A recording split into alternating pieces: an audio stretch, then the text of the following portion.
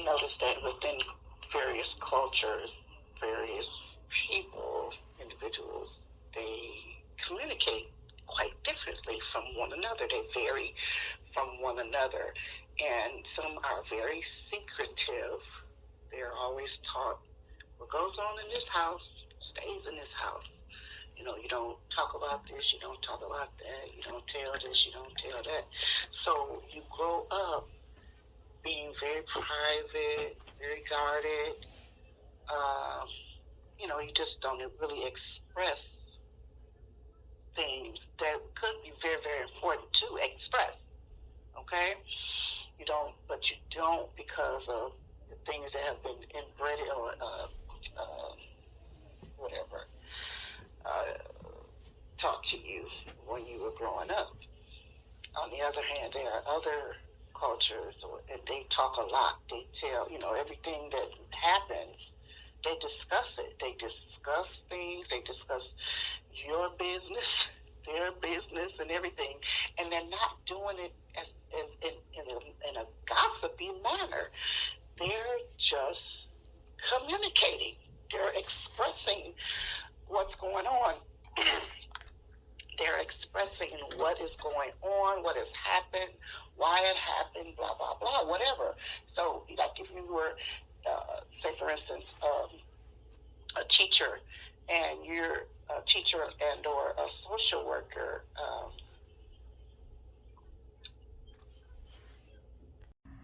and something happened in the classroom, you're gonna, you're gonna talk about it. You're gonna talk about it with other teachers, social workers, other staff members of the school. You know, and sometimes those things have good results, some bad, or some have they have various repercussions depend or results or outcomes depending on what the matter actually is. You know, but because sometimes it is something serious that it could get back to the person that it was, that we're discussing. It gets back to the person or the family or whatever, and then it's looked upon. It depends. Again, it depends on the culture. If it's one culture, the private one, is going to be looked upon as something negative, like you guys are talking about me now, you're attacking me and coming down on me regarding this situation, when what was really happening is we're coming us along. We're not demeaning you or badger or coming for you about this situation. What we're trying to do is come alongside you to figure out how we can help you with this matter. How can we support you through this situation? You know, but because of how you were raised, or how things go in your household, you don't see it that way. You don't receive it that way, and you're not going to get the help that you need, and you're going to make the situation worse because now you're looking at them as the enemy.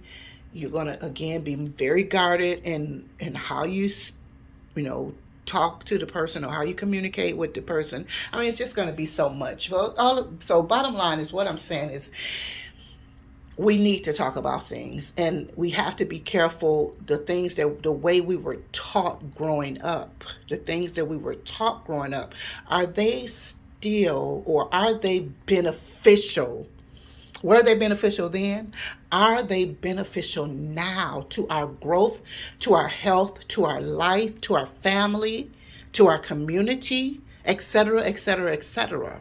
We always have to examine ourselves, examine things that we're doing, examine the world around us, examine our community, our environment, and processes and things that are going on. You know what I'm saying? So it's really important, very, very important, to examine or evaluate or analyze or reevaluate the way you grew up, or the things you were taught wherever along the line. Are they serving you, or are they a disservice to you?